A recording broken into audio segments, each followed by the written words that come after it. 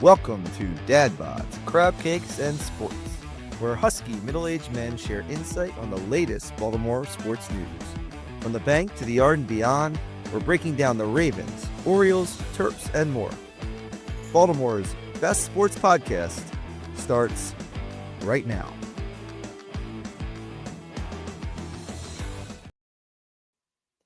Happy Tuesday evening and welcome to Bods, Crabcakes, and Sports. You have Mike and Jason this evening. Last minute type deal here. Mike and I were talking pretty much all day long, back and forth on text about specifically the winter meetings and the Orioles and moves. And we wanted to get on here and kind of share our thoughts and updates with everybody and kind of just vent, I guess, and also maybe calm some of you down. That's kind of my job. Mike's is to rally you up and get you all ready to jump off the bridge. But between no movement yet, everyone calm down, but no movement yet, and the Ravens losing this past Sunday. Mike, I'm surprised you are still upright. Yeah, I like to escalate the situation while you bring us all down off the ledge. So, no movement yet reminds me of my bowels sometimes after I eat some bad snacks. But the Orioles, the Orioles are moving at the pace of snail, but it seems like they like to talk about what they're going to do an awful lot. So I don't know if that's part of their process is to try to get the word out there that they're trying their best to get these guys signed, or to try to appease the fans, or if it's just they are out there and just putting their feelers into every single possibility. And again, Elias never promised that he's going to get one of these guys, but he did promise to try. So, and I think they are trying. I think they're putting in an effort. If you saw today, the reports are Kyle Schwarber obviously signed a 5-year, $150 million contract. And Jason, you had said, and I think I had said for the most part, that he was going to go back to Philly, and that's where he ended up. And I think that's decently fair value. I think the market's pretty high for Kyle Schwarber's services. But that being said, the Orioles were rumored to be right in at that area as well, if not the same exact deal that the Phillies offered. So if that's for real, then the Orioles were a player in that market. Right. And if you remember a couple of weeks ago when we were talking about this, it might have actually been one of the last shows. I was very clear that wasn't sure we could be upset if they don't land Schwarber, because if he's going anywhere, I wasn't convinced that anything was happening. It was either somebody blowing you out of the market potentially, or he was staying in Philly. He likes everything about Philly. They're close. They've been close to winning a ring a couple times. Played in one World Series. They were a few outs away from another one, and they're right in the mix each and every year. So I think he's comfortable up there. I mean, he's a hell of a player, but I'm not too upset. Like, I wanted him as number one on my list, but it wasn't realistic. I think it was just more wishful thinking. As far as that goes, yeah, the 150 range to me, 150 over 5 years, 150. Five years, yeah. And for a 32-year-old, that takes him to 37. So, Mike, that's kind of where we've been going back and forth here, because it's like what's that limit? 5 years isn't going to scare Mike Elias away, I don't think. 6 and 7 years, 7 years, I say. I don't even know if 6 years for the right guy. Why is it those numbers always 6, out of 7. my mouth? So terrible. Anyway, I digress. But I think the 7-year mark is a lot. Especially now, let's. So if you're willing to invest 5 years into a guy that's 32 years old, I don't know where his age comes into play as far as when the season starts, but that's either 37 or 38 years old for a guy that's primarily a DH. Still okay with that. Jim Thome was still hitting many a home run at 36, 37 years old, right? I'm not saying Kyle Schwarber is a Hall of Famer. Maybe, maybe not. But it makes me pivot to the guy that we've been talking about all day, and that's Pete Alonso. And I know the Orioles had a meeting set up with him today, as well as the Red Sox. I think it comes down to three teams. I said this to you a few minutes ago: the Red Sox, the Orioles, and the Mets, with a potential mystery team. And I think that mystery team is the Giants. I think I predicted him to go to the Giants. I kind of get the idea, Mike, that he could be had for he wants to be shown love. And the Mets aren't willing to go more than 3 years, it sounds.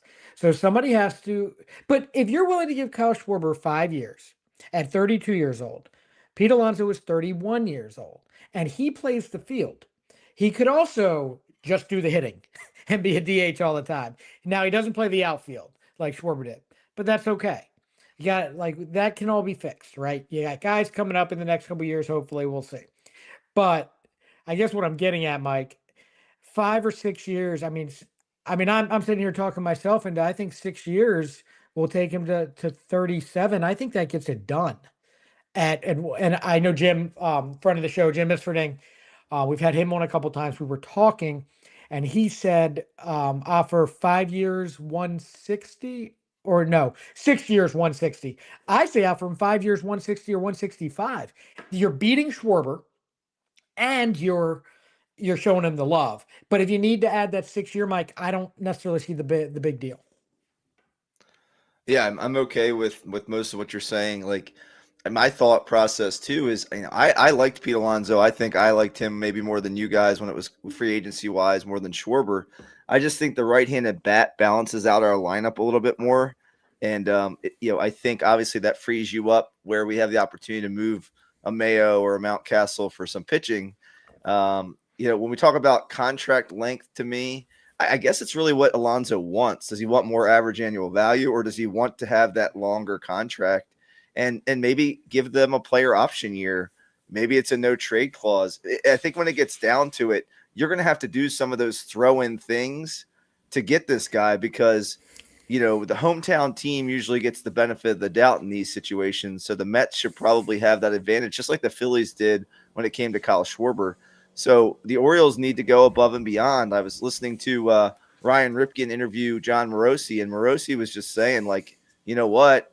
Sometimes when you're that team, the Nationals did it when they signed Jason Worth years ago, and the Tigers did it when they signed Miggy. It's like you have to, or when they traded for Miggy, they have to go out and get these guys, and they've got to pay for these guys, and they have to pay more than market value or initially, and then once you pay more than market value, then you start to get more fair market deals once players start coming to your team. And that made a lot of sense to me when I was listening to that. And I kind of think that's where the Orioles are right now. So if they continue to push a little bit, maybe on this Alonso deal, and Jason, like you said, maybe give him that 6 year when other teams aren't willing to give him that 6 year, that could get the deal done. And then you might see, hey, now Baltimore's a destination. They're for real. They want to play. And then maybe some of these other guys come in at more fair market value. Yeah, earlier today it wasn't Heyman. It was somebody that's close that one of his colleagues, obviously a national sports writer, well-known guy, and I can't remember who it was exactly, but he was saying that the Mets are more than likely out because he keeps saying he wants a 6 or 7 year deal, and I mean I don't know if anyone's the Mets aren't interested in that, but here's the thing: what you just said a minute ago about like it comes down to the hometown team. I don't know what the Mets are doing here. So they traded away Nimmo, right? They brought in an older Simeon. Again, a good player, right? I mean, they might have fixed a need. They were saving some money to make moves. Kyle Tucker's not going to be a Met, in my opinion. Now, Bellinger, on the other hand, I think Bellinger's going back to the Yankees, but I think the Mets are going to try to sign, and they can give more money than anybody, right? They have the richest owner in all of baseball, even more money than LA. They just have it as well, and they win. So is it attractive? I don't know. Is going back to New York, and like they keep playing these games. The only reason the deal got done with Alonso last year is because he went back to Cohen in March or whatever it was, and he's like, yeah, and it was only a 1 year deal. So how much are in love with that? What are they seeing that says, okay, this guy's not going to be good enough in a couple years? Somebody I was listening to today said that they were it might have been Harold Reynolds, that they've been messing around with what they were doing with him at first base. They had him like shaded over more towards second to try to take away different hits. So every time the ball is hit, he's like hitting pitchers on the run and they're like inaccurate throws instead of like standing him next to first base and saying, there you go, you're done deal. Now that I don't really know because I didn't follow the Mets or anything like that. I guess my point is when you have a guy that's and I'm not like I do worry that this move would be made out of desperation because you missed out on the guy you wanted. But I think this might be a good, like, losing out on one deal to get another. So Yeah. what, 55 home runs, 47 home runs, 38 home runs, 36 home runs. They haven't dropped off drastically. And I think he went from 34 to 38 last year. So, I mean, for me, Mike, I know I just rambled on here, but It, something tells me this should probably be the target because I think Bellinger is going to be real tough to try to get going there. Yeah, I mean, it feels like a Nelson Cruz kind of move to me. Like you just put that bopper Mm. in the middle of your lineup who's going to hit you 40 bombs. And remember, those numbers at Oriole Park and Camden Yards might be a little different than they are at Citi Field. And I think that translates well here. And they moved the wall back, they moved it back in, all that kind of stuff. My thought on what the Mets might be doing, and this might be completely off base, and it's just a thought I have is, they put out 3 years as what they wanted to do with Pete Alonso, and that might be real. That might be what they want to do with Pete Alonso. But to me, they're saying that, but they are letting the other teams set the market, basically. They're saying, hey, I want to go 3 years with you, Pete. And they're probably saying, but Pete, come back to me and let me know what you get from other teams, and then we can talk after that. Because if I'm the Mets, I don't want to initially spend more years or more money than I want to and price myself out of my own market and just go above and beyond. So I'm just going to wait and let the player come back to me. And I'm guessing that's what the Phillies kind of did with Kyle Schwarber. Now, they didn't say they were only going to go a particular amount of time with Kyle Schwarber, but I think it has that similar type of feel. But so we'll see. I think he's a great fit. First base that can kind of slowly fade off into DH as the years go by is my guess how he would fit here. And, a 30 to 40 home run bat in your middle of your lineup to protect Gunnar Henderson sure seems like something that's going to help him out and make him develop into that player that we thought he was 2 years ago. Yeah, I mean, don't forget. I mean, they also went out and got the bopper from the Angels as well. I mean, you got guys now all of a sudden that lineup is looking okay, a lot better. I mean, you're already better than I think you're better this year lineup wise on paper. But now you add a Pete Alonso because you're not done. If they think they're done and they're going to roll this lineup out, and like everyone that says, oh, like Rike Bradfield could like make the team out of spring training. I'm sorry, the guy, not yet. Okay, he's still not a major league hitter yet. I can tell you that from what I've seen. However, the Pete Alonso deal to me, it's like a legitimate, like close to it, like 270, like 265, 270, 275 hitter. Might get better depending on where he bats in the lineup. And then what it does also, Mike, is you do have Mountcastle and you do have these other guys. To me, it's like I keep hearing rumors of like Freddie Peralta, and that's a 1 year rental. Well, now all of a sudden you throw Mountcastle out there and then some prospects, some other pitchers like maybe Povich, something like that. And now you go get a legitimate number one. What in your rotation is like I would say a 1A, a 1B, and a 1C then, right? Because Bradish, Rogers, and then you can still sign another guy. Like there's a lot of options there. And I know you had mentioned that the Orioles name was mentioned in Edward Cabrera from the Marlins, 27 years old with 4 years of control left. I'm not convinced the Marlins are going to trade him. I think like an Alcantara maybe is more likely. But if they get the right deal, I guess so. But see, this always comes back to me, Mike. When the Orioles are mentioned in like trade specifically, they just don't work out very well because then nothing ever gets leaked, right? But when you're at these winter meetings and you're throwing offers out for free agents, it's impossible for it not to get leaked.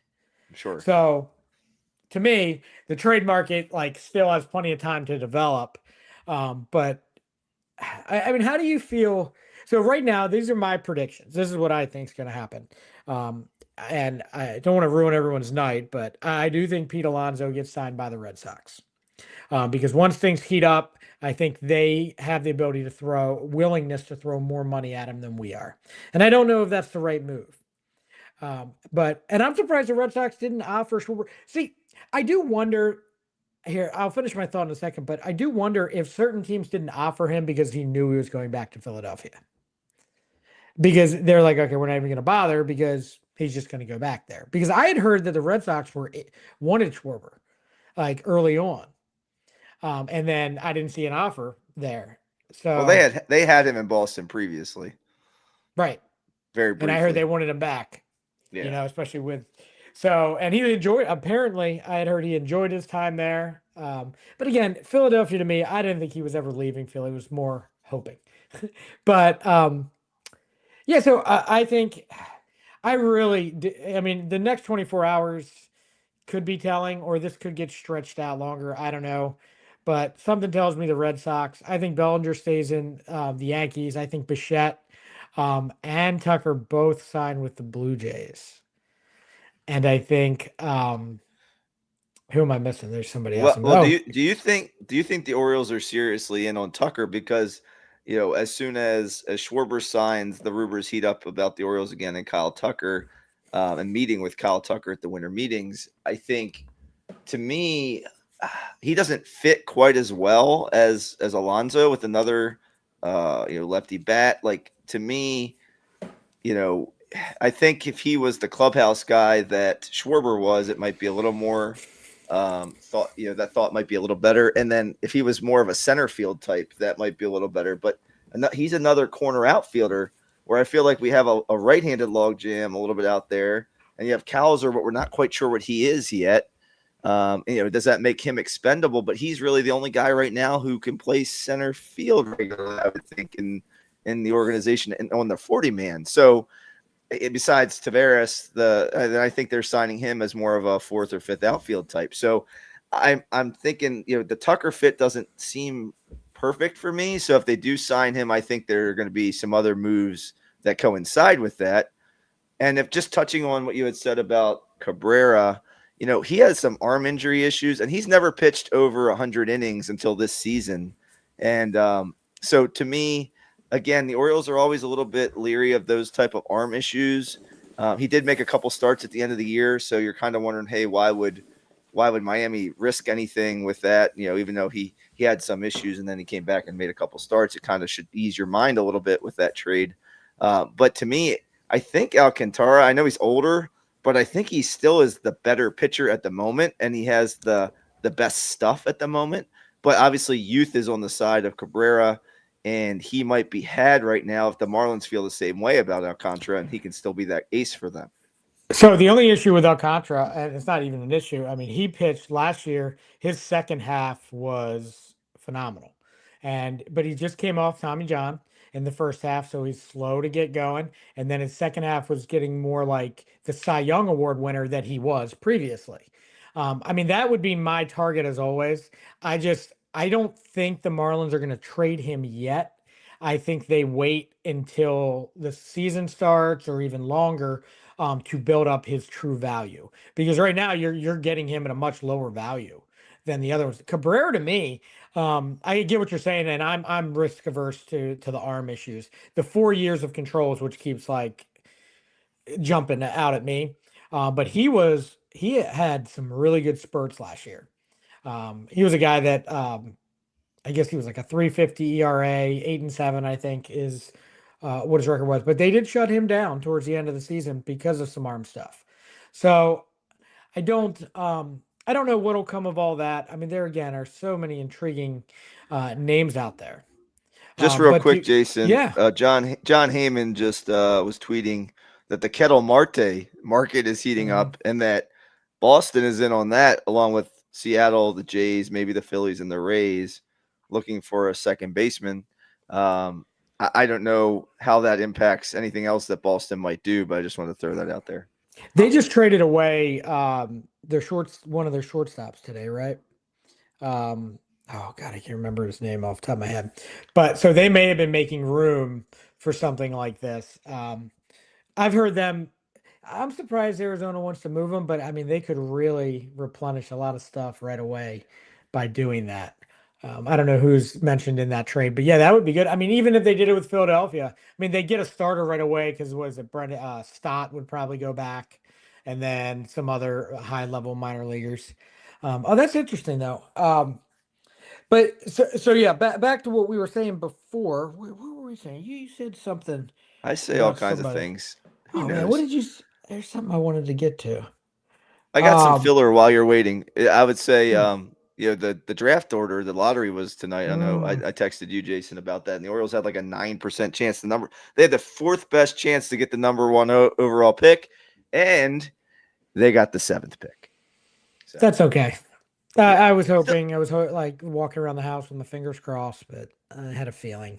I was maybe hoping they'd stay in the top five, but it is what it is. And like the good thing about that I always say about the draft, you're not just picking seventh, you're picking at that spot every single round. So now you are much higher each time. And this reminds me of like the Indians from a year or two ago where they had a bad season and they got the number one pick and then they made it to the playoffs last year. Like, so it's for 2 years in a row. So it does, baseball is easy to turn it around again if you do the right moves. And I don't think the Orioles are too far off from that. But now, as far as like back to Alonso, I'm on board for it. Like but it's starting to things are starting to thin out, Mike. I don't know. I mean I said their number one thing was that they needed to get a bat. Oh, you were talking about Kyle Tucker. So with Kyle Tucker, I don't I don't think Kyle Tucker's a $400 million player. And he may be by age and by overall stat numbers. But if you're going to spend that much money on a guy like that, you expect him to be your best player. I'm not convinced that if he comes to the Orioles, he's their best player. I think Gunnar Henderson's the Orioles' best player, even with Kyle Tucker on the roster. He had a tough time in Chicago this year towards the second half, right? Um, but now word is that he can still play center field if you need him to play center field here and there. I don't know if it's an everyday thing, but if if Toronto's willing to throw out 450 million dollars, and I think some other teams would be too, but he doesn't have to be again Batman there. He can be Robin to Vlad Guerrero, or the same thing if he becomes a Yankee. Like you had Aaron Judge and then Bellinger. Like there's all kinds of options. If he were to go to the Dodgers, same situation. So it makes me nervous, Mike, and especially with all you Baltimore fans out there that are get very upset. The first time this guy goes in a slump and you just paid him $400 million and the Orioles aren't in first place, you're gonna riot. So that's my concern, Mike. well, I feel you, and he doesn't seem like that kind of guy either. Like he's not the guy. And if you're gonna wrap up $400 million in Kyle Tucker, like how are you gonna extend Gunnar Henderson? Like, and if I had a choice between Tucker and Gunnar Henderson, I'm taking Gunnar Henderson 10 days out of 10.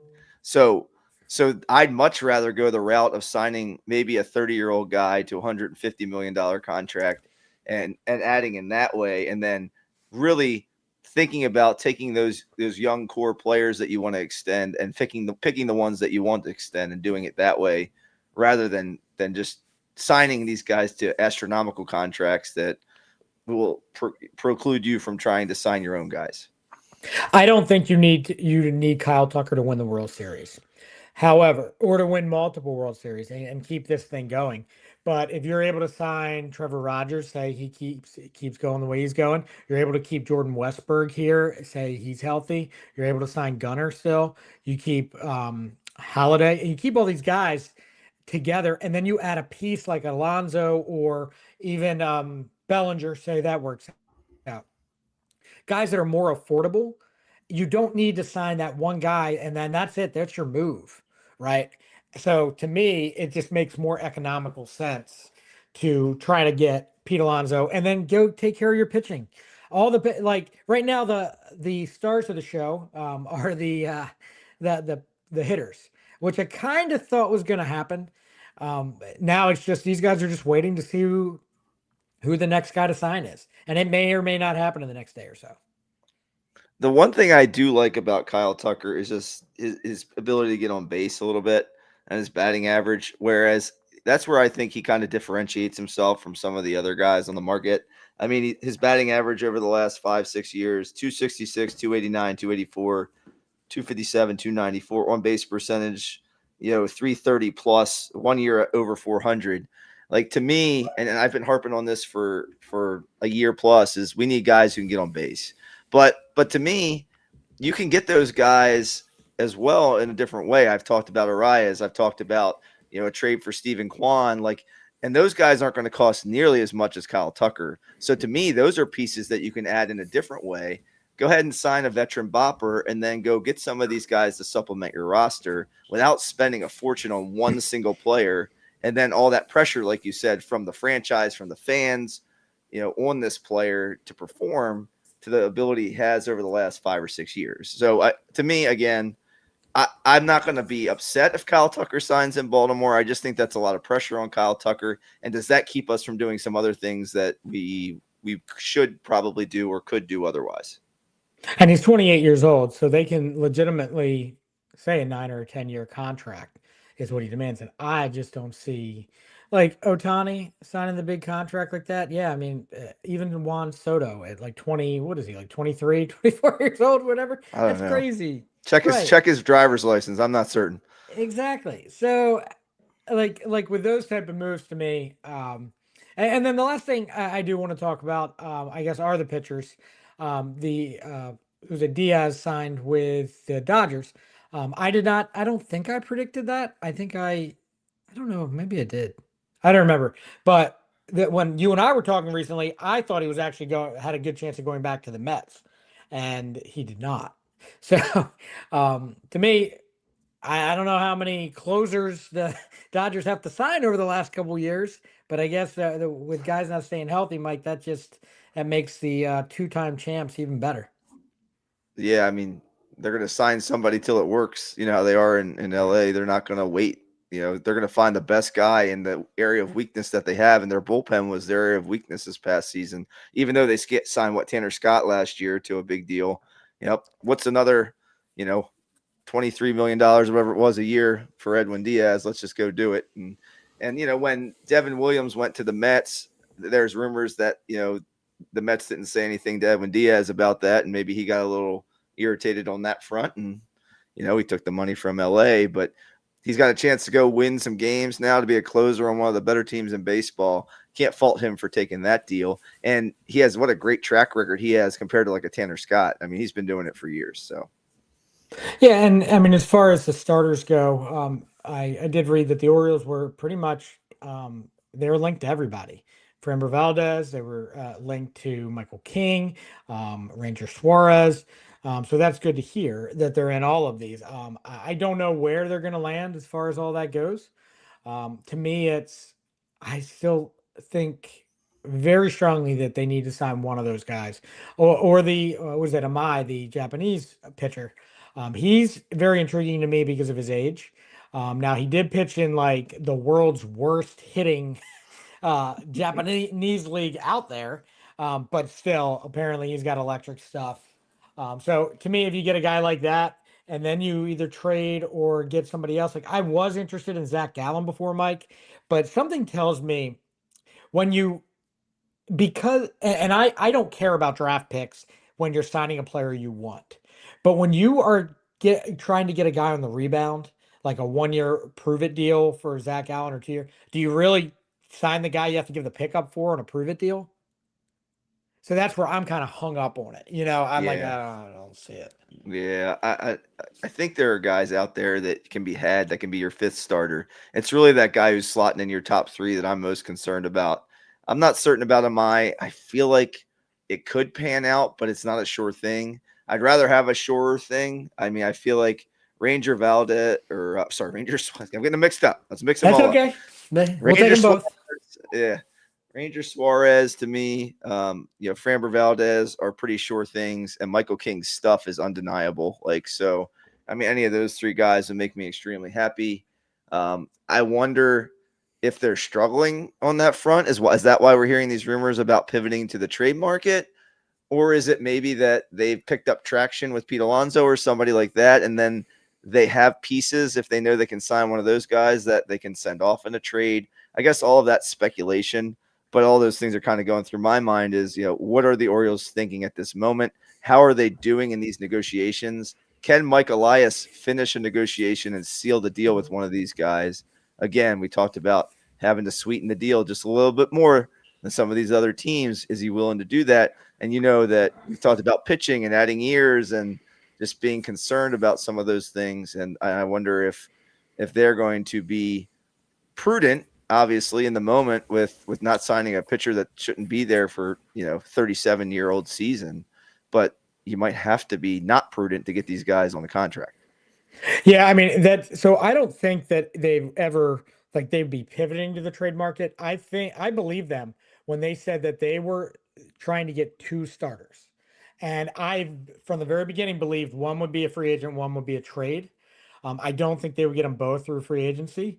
I don't. Again, I don't know what that looks like, and I go back to what I've been saying for a while. Michael King to me would if he didn't have the injury concerns last year, he'd be the number one guy on my list right now, even ahead of Framber Valdez. But because of the injury concerns, you shell out 5 years and a good amount of money to that type of guy that you're not sure how if he's going to pitch. They already have guys coming off injuries. But then you have durable guys like Ranger Suarez and Framber Valdez had a couple arm things back in the past. It seems to be behind him. So I don't know, Mike. The other names for trade that I keep hearing: Pablo Lopez. Love Pablo Lopez. Still has some control there. Joe Ryan, obviously. You seem to think he is going to be very expensive. I don't necessarily disagree.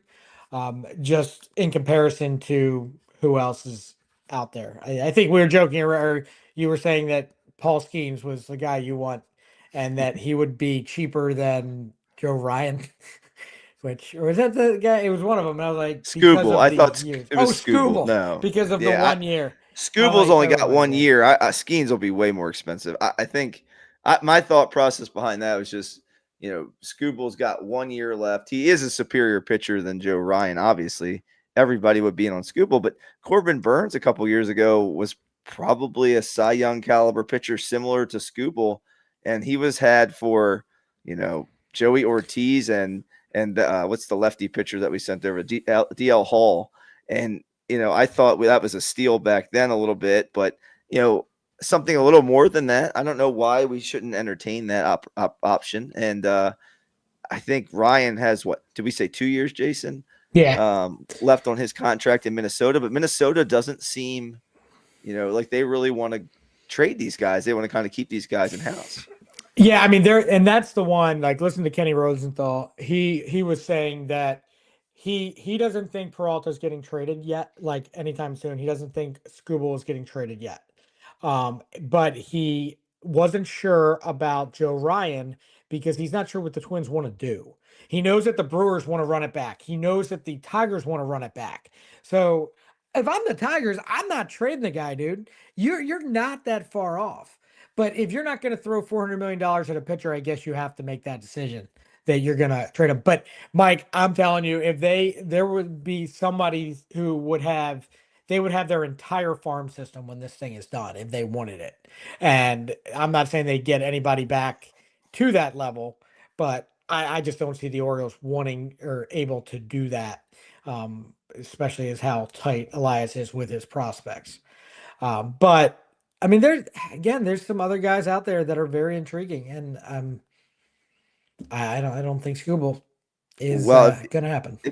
if you look, I just feel like there's an opportunity there. Teams like Milwaukee was a contender when they traded Corbin Burns. I mean, I think they have been a contender. It's just when you get these small market teams. Think about us when we had Manny Machado. We were very good with Manny Machado, but you know what? If they weren't going to sign Manny Machado, you've got to get something back for him. You got to get, or else you're stuck holding the bag. And Right. that's where Detroit could be at the trade deadline this year potentially. Maybe if they start poorly, then they have to think about selling at the trade deadline. But it's hard to say they shouldn't go all in for one more year. But this guy, I have to let the season play out, see what that looks like. But I see their name mentioned with like some decent free agents like Bregman, some other guys. So if you're willing to do that, why aren't you? It's a Boris guy, I guess.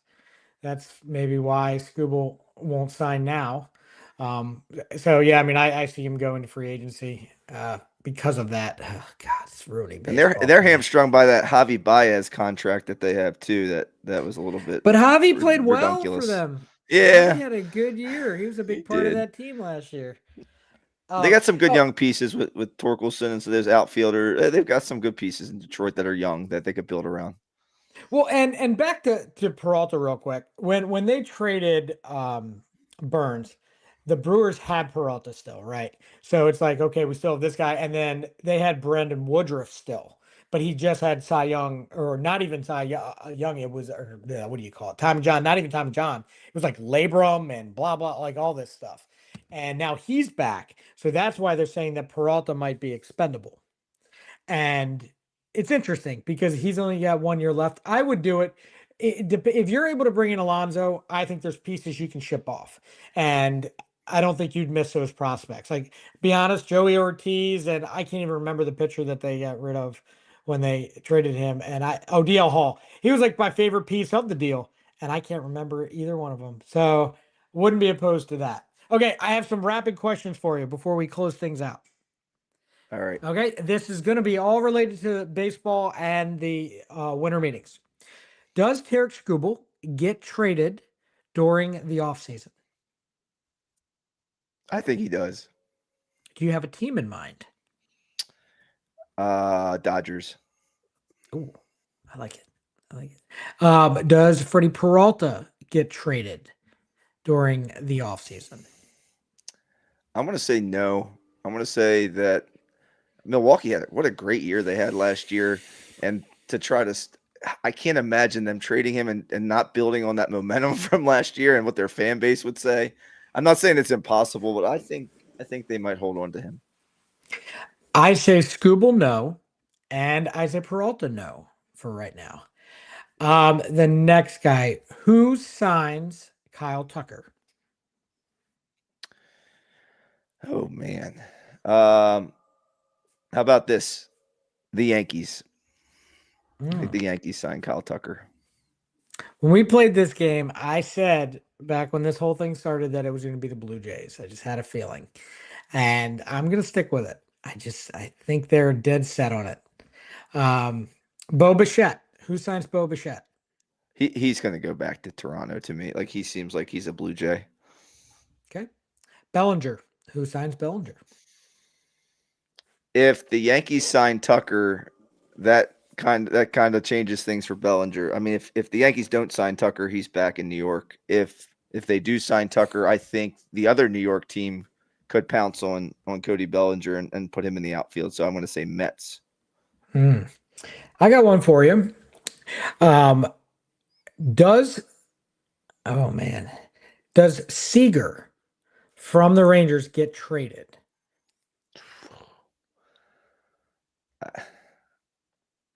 What a game I'm gonna changer, dude. If he stays yeah. healthy, what an organizational game changer. I'm gonna say no. I'm gonna think that Skip Schumacher probably likes him and wants to keep him in Texas. I think that contract is a mess. It's I don't know. Although some of these teams would take, I think the Dodgers would welcome him back with open arms. They could use a shortstop. Um, okay, so who did I ask you about before? Tucker, Bellinger. I think Bellinger's a Yankee. I do. I do. Um, okay, Pete Alonso, Mike. Who signs Pete Alonso? It's got to be the Orioles. If it's not, it's the Red Sox, and I'm sad. Or the Mets. He goes back to the Mets. Obviously, we talked about that, Jason. It's down to those three teams, and you said mystery giants, which Mhm. they always seem to pop in as some mystery. They just stay quiet, and all of a sudden, boom, they sign this guy. And you're like, oh my god, the Giants again. But I hope it's the Orioles. My heart says Orioles, my head says maybe Red Sox, but I'm gonna say Orioles. Because I'm competitive and I like to win, I'm going to say the Red Sox, but I hope I'm wrong. I'll be glad. I hope I'm coming on here tomorrow, the next day. I just don't know if this moves as quickly. I'm kind of hoping it does, but the fact that he drove up from Tampa, he didn't ask me to go with him, which really sucks. I would No, I have would gone say, along did for he? the Did ride. you? Did you give him a ride? Did you? I'd have You brought should have taken your snacks. your Oriole limousine, your orange and Mhm. black limousine that you had down there, and you just give him a ride to the winter meetings down at the hotel wherever they are in Orlando. I could have brought snacks. I could have shared the hour and a half drive. Like, it'd have been great. Old But Bay, yeah. I'm hoping something. I don't know, man. I just don't know. Okay, let's go to the pitchers real quick before we have to get out of here. Framber Valdez is a Michael. Framber's my favorite of the starters to land in Baltimore. Just I think he has his stuff is just a little better than Ranger. Ranger has consistency on his side and he pitches really well and he's very consistent, but like I like the stuff and how it plays. If he's not an Oriole, I'm going to say he's not going to go back to Houston because of whatever that incident that happened down there was. I don't think that they love him down there. So say he could be a Red Sox. That wouldn't surprise me. That's somebody they would pounce on if they don't make another trade or something like that. They're trying to really build that pitching staff, and they already have Crochet, and they're putting pieces together. That wouldn't surprise me. I'm going to throw a surprise team out. I'm going to say the San Diego Padres. Ooh, that sounds like a Preller move. Mm-hmm. I don't know. I know they're trying to cut payroll and such, but I don't know. I feel like how about the Mets too? I'm thinking the Mets now. I second. Yeah. He could go there. That's really a good easily one too. I think for sure. I wouldn't say the Cubs wouldn't be in on them either. That's a good possibility. Oh yeah. Michael King is a who? Yankee. That's what I was going to say. I think the Cubs make a run for him. I think the Cubs are going to make a run for him, but I think the Yankees ultimately, they already had him in their system. We'll see. I don't know.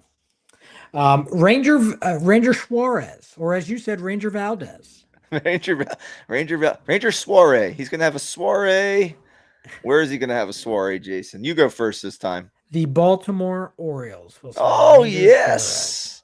Because I think he's affordable out of all of them. Reasonably affordable, but also like you said, durable. That gives them two lefties in the rotation. I don't need.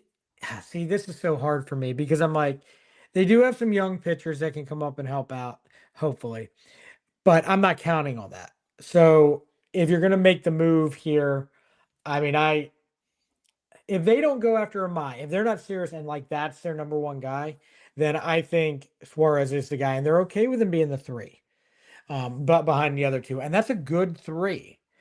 He was their 3 this year, right, behind Wheeler and Sanchez. And Nola was out basically all year. So yeah, let me say, how about a surprise? It's a little surprise. How about the Tigers? If they're going to keep Scooble, why don't you go grab another guy and go for it? Like, to me, if they are keeping Scooble, then you really need to build around this team for this year and try to go all in and win it. So to me, that would make a lot of sense for the Tigers. I'm kind of questioning my Orioles prediction because I did forget about Mai from Japan, and I really want the Orioles to sign him. I don't know. And everyone keeps like poo-pooing the West Coast here. I'm going to say San Francisco Giants sign him. Okay. It makes some sense. Mets. Who they sign these guys? Like, I don't know. Who signs these guys? The Cardinals don't sign these guys. The Brewers don't sign these guys. It's the Twins. It's someone on one of the coasts. It has a lot of money. That's who signs these guys. So it's got to be Padres, Giants, Mets, Yankees, Red Sox. One of those guys signs in mine. Orioles, sign him. Take the chance, get the young guy, and then go out and do another trade. Like, I want the Orioles number 4 starter to be a number 3 on most teams, even if it's just by default. And I think you could do that. Like, if they were to say they go get Cabrera, that's a 3. Like, on that would be the Orioles, depending on what else they did. If they brought in Amai, those 2 would be their 3 and 4. Kramer would be their 5. Alcantara to me would be their 2 or their 3. And then you'd have all of them there. I mean, there's a lot of options out there. Joe Ryan, to me, trade target wise, would be the one I want, I think, the most. So, I mean, Tyler Wells was a pretty good pitcher for a long time in the starting rotation too. So I wouldn't forget to sleep on him. Like, if he's your number 4, I'm okay with that too. I'm not super worried if he's on the back end of our rotation. Obviously, like we said, he could be a bullpen arm for the Orioles too. So it just depends on where they go from there. I was just hoping that they would sign the two pit. There's also Pavetta's name has been thrown around as being available. I would swoop him up, put him as your number 4 starter. But again, you still need another starter at the front end there. And then you bump Wells to the either way. I think Wells gets bumped to the bullpen. I think you're better team that way. And then, guys get hurt. They stretch him out like he's going to be a starter, throw him in the bullpen. Then you have Povich starting in the minors, Brennan Young starting in the minors, and then these guys can hopefully move up. So I guess we'll see. There's a lot of time left to make deals. Not a lot of patience in Mike, guys. No, But that's none. okay. We're working on him. I'm not a This is doctor. I'm a therapy. phys ed teacher. I don't have patience, Jason. And the other thing we need to talk about next time we come on here is what is a football move? Okay, so we'll have to talk about that the next time. I can't. I can't. Like watching that football game to me, Mike, that was just one of the many. And you know me, I try to keep the calm, clear head. I hate blaming officials. I hate it. But what in the hell? I'm like, wow, you cost them. They literally cost them the game multiple times. It wasn't just one play. It was multiple. It was the pass rushing play or the hit on Rodgers. It wasn't. That was Rodgers catching the ball and not having control of the football. And then likely catching that's 3 plays I can think of that cost them points right off the board. Yeah, I don't comment on social media very often, but I went on with our little dad bod thing and went on to X, and one of the officials was talking about what a football move was, and I was like, man, what to me, come on. When you hold the ball away from a defender on purpose so that they don't strip you, that's a football move. What do you want him to do? He's already in the end zone. Where do you want him to move to? What do you want him to do? I don't understand it. So if you look in the rule book, moving the ball away from your body is considered a football move. Gene Steratore went on and tweeted the rule and left it out intentionally. Next show, that is your homework. Look up that rule. We'll probably make John do it if he's still around. I don't know. Yeah, we should do John's that. always got things to do. John, look up the rule. Make me some meatloaf and then look up rules. He's going to mail it to you. Right. Oh, fantastic. Did he drop you off some koozies? You should have some koozies down there now. I'm not giving him my address. I'm not telling right. John where I live. Sorry, I forgot about that. Terrible move. I'm just kidding, John. You got to meet up at his house then. Oh, God. That means I got to leave my house. I don't leave my house, Mike. I got hydroponics in here, and I don't leave. Yeah. I haven't heard any of the plants taking a leak during this episode. That's because I turned it off before I got in. Well done. All right. So we're hoping for good news here, everyone. We're hoping to say a little prayer, do what you got to do. If you're seeing our faces tomorrow, then good things have happened. Or we have to have a therapy session. One of the two. All right. Couch. Yeah. Well, good. This is just hoping that good things come out of this. I'm willing to wait a little more than Mike, but that's okay. I'm afraid if we wait too long here, though, there's a lot of dominoes falling here. So probably need to start making moves. Prayer hands. Well, prayer hands. So on that note, for Mike Frisky, I'm Jason Weisbecker. You all have a great evening, and we'll see you next time.